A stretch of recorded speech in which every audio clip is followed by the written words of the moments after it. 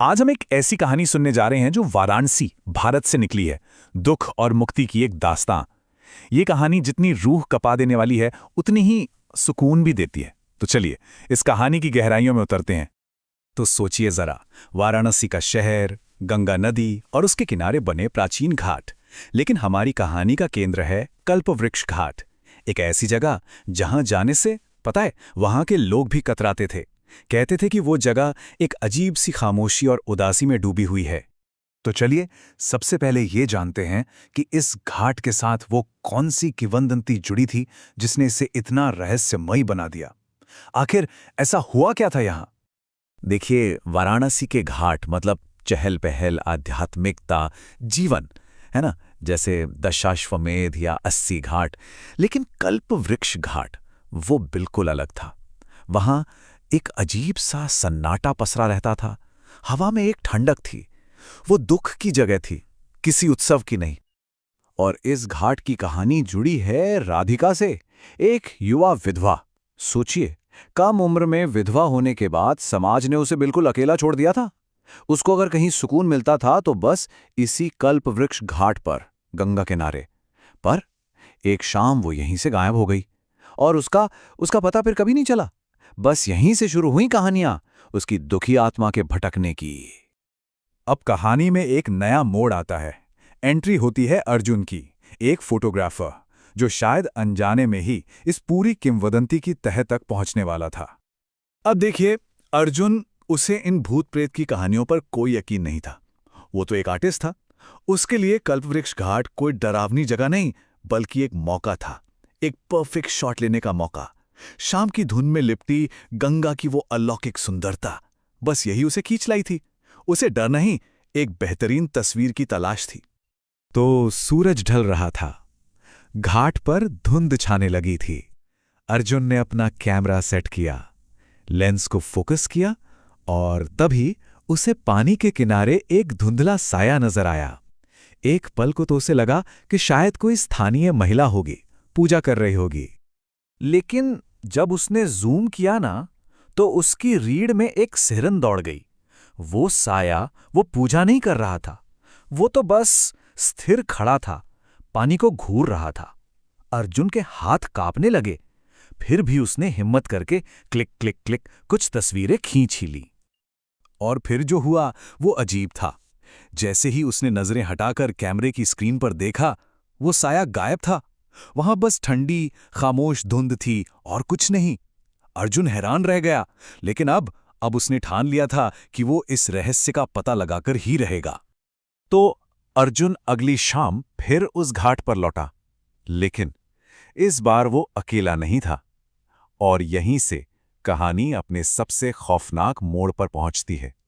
इस बार उसके साथ था हरी, एक स्थानीय गाइड। हरी ने उसे कितना समझाया, साहब ये दुख की जगह है, राधिका की आत्मा आज भी इन सीढ़ियों पर भटकती है। लेकिन अर्जुन कहाँ मानने वाला था। उसकी जिद के आगे हरी की एक ना चली। और फिर वही हुआ। धुंध से वो साया फिर उभरा, लेकिन इस बार वो पहले से कहीं ज्यादा साफ था। उसका पीला दुखी चेहरा, उसकी आंखें। उसने एक उंगली उठाई और उन्हें पास आने का इशारा किया। हरी तो डर के मारे पीछे हट गया, पर अर्जुन अपनी जगह जम गया। और जैसे ही वो आत्मा आगे बढ़ी, हवा में बर्फ जैसी ठंडक घुल गई। उसका स्पर्श वो सिर्फ ठंडा नहीं था, उसने तो जैसे अर्जुन के वजूद को ही जमा दिया था। और तभी हवा में एक दर्द भरी आवाज गूंजी, मेरी मदद करो, मुझे ढूंढो। बस यही वो पल था जब डर की जगह एक अजीब सी उलझन ने ले ली। अरे, ये आत्मा तो नुकसान नहीं पहुंचाना चाहती थी, ये तो मदद मांग रही थी। तो अब कहानी डर से करुणा की ओर मुड़ती है। अर्जुन को अब यह समझना था कि उस तड़पती हुई आत्मा की मदद के लिए उसे आखिर करना क्या है। उस बर्फीले स्पर्श में, पता है, डर नहीं था, एक गहरा दुख था। और उसी पर अर्जुन सब समझ गया। राधिका कोई शिकार नहीं ढूंढ रही थी, वो तो शांति ढूंढ रही थी, अपने अंतहीन दर्द से मुक्ति। और शायद उसे लगा कि अर्जुन उसकी मदद कर सकता है। अर्जुन ने अपनी पूरी हिम्मत जुटाई और उसके होठों से एक प्रार्थना निकली, वही प्रार्थना जो उसने बचपन में अपनी दादी से सीखी थी। और वो शब्द जैसे एक उम्मीद बनकर राधिका की तड़पती आत्मा तक पहुंच गए। और असर तुरंत हुआ। जैसे ही प्रार्थना खत्म हुई वो घनी धुंध छट गई। गंगा का पानी एकदम शांत हो गया और सिर्फ एक पल के लिए, बस एक पल के लिए, अर्जुन ने राधिका के चेहरे पर एक शांति भरी मुस्कान देखी और फिर वो गायब हो गई। लेकिन कहानी यहां खत्म नहीं हुई थी। अर्जुन को लगा कि सब ठीक हो गया, लेकिन राधिका की कहानी का एक आखिरी अध्याय अभी भी बाकी था। एक ऐसा अध्याय जो उसे वापस वाराणसी खींच लाया। अपने शहर लौटकर भी अर्जुन को चैन नहीं था। उसे बार बार लग रहा था कि कुछ अधूरा है। फिर एक रात उसे एक सपना आया। उसने राधिका को उसके आखिरी पलों में देखा और वो उसे कुछ बताने की कोशिश कर रही थी। अर्जुन तुरंत समझ गया उसे वापस जाना होगा और वो वापस उसी घाट पर पहुंचा। राधिका की आत्मा फिर प्रकट हुई, लेकिन इस बार वो शांत थी। उसने सिर्फ नदी की ओर इशारा किया। अर्जुन ने पानी में देखा तो उसे कुछ चमकता हुआ दिखा। वो एक पुराना चांदी का लॉकेट था और उसे देखते ही अर्जुन सब समझ गया। ये लॉकेट राधिका की खुशी के दिनों की आखिरी निशानी थी। यही वो चीज थी जो उसकी आत्मा को इस दुनिया से, इस नदी से बांधे हुए थी।